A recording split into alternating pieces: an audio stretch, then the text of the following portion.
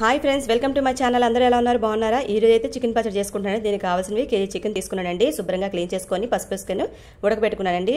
ఆ ఉడికిపోయిన చికెన్ వేరే బౌల్లో తీసుకున్నాను. అలాగే మసాలా ఐటమ్స్ అన్ని కూడా వేయించుకొని మిక్సీ చేశానండి. ధనియాలు, జీలకర్ర, లవంగాలు, చెక్కలు అవన్నీ కూడా వేయించుకోండి. ధనియాలు కాస్త ఎక్కువ వేసుకోవాలండి ఫ్లేవర్ గురించి. అలా వేయించుకొని పక్కన పెట్టుకోవాలి. అలాగే స్టవ్ మీద పాన్ పెట్టి బాయిల్ చేసిన చికెన్ కూడా వేయించుకున్నానండి. వేయించుకొని పక్కన తీసుకున్నాను. అలాగే ఆ పాన్లోనే అల్లం వెల్లుల్లి పేస్ట్ 3 స్పూన్స్ తీసుకున్నాండి. అలాగే కారం 2 స్పూన్స్ పెద్ద స్పూన్ తీసుకున్నాను. ఉప్పు అయితే రుచి తగిన తీసుకునండి. ఇవంతా పచ్చివాసన పోయేందుకు మిక్స్ చేయాలండి. ఆ తర్వాత మసాలా కూడా ఉంది కదండి, మిక్సీ పట్టిన మసాలా కూడా పొడి అంతా కూడా ఇందులో వేసేసి మిక్స్ చేస్తూ ఉండాలండి. ఆ తర్వాత చికెన్ కూడా వేసేయాలి. చికెన్ అంతా ఫుల్గా మిక్స్ చేసి చికెన్ చల్లారిన తర్వాత నిమ్మరసం అనేది వేసుకోవాలండి. నిమ్మరసం చల్లారిన తర్వాత వేసుకుంటే చేదు అనేది రాదు, టేస్ట్ కూడా బాగుంటుంది. చాలా టేస్ట్ చికెన్ పచ్చడి అయితే రెడీ అయిపోయింది. ఇంకేదో కాలసి మీరు కూడా ట్రై చేసి ఎలాగుందో చెప్పండి. ఈ వీడియో మీకు ఎంతో కొంత ఉపయోగపడుతుందని అనుకుంటున్నాను. నచ్చితే లైక్, షేర్, సబ్స్క్రైబ్ చేయండి ఫ్రెండ్స్. Thank you.